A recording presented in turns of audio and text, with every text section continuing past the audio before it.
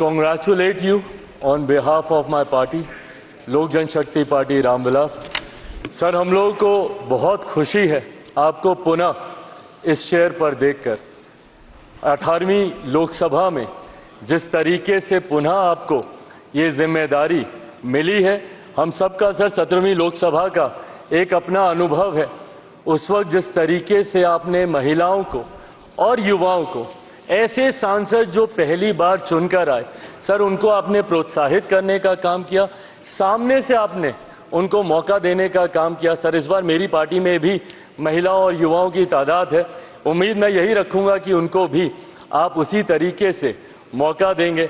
मेरे नेता, मेरे पिता आदरणीय रामविलास पासवान जी के विचारों को लेकर हमारी पार्टी आगे बढ़ने का काम कर रही है। आपने पिछले 5 साल में सर इन तमाम विचारों को इस सदन में रखने का मौका दिया, और इस बात को सर कहने में मुझे कतई कोई संकोच नहीं है कि आपके द्वारा जो फैसले पिछले 5 सालों में लिए गए, उसने संविधान की मर्यादा को बढ़ाने का काम किया और लोकतंत्र को और मजबूती देने का काम किया।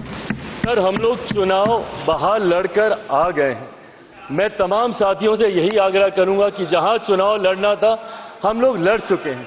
अब हम सब की जिम्मेदारी है कि अपने अपने क्षेत्र के मुद्दों को हम लोग यहाँ पर रखें और अपने देश को आगे लेकर जाने की जिम्मेदारी के साथ हम लोग यहाँ पर कार्य करने का प्रयास करें। सर, आज सिर्फ आपको बधाई देने के उद्देश्य से हम लोग खड़े हुए हैं, पर हाँ, कई बार जब विपक्ष के द्वारा कई बातें कही जाती हैं, मैं इतना भी मैं ज़रूर आग्रह करूंगा कि जब एक उंगली आप किसी की तरफ उठाते हैं तो बाकी उंगलियां आपकी तरफ उठती हैं।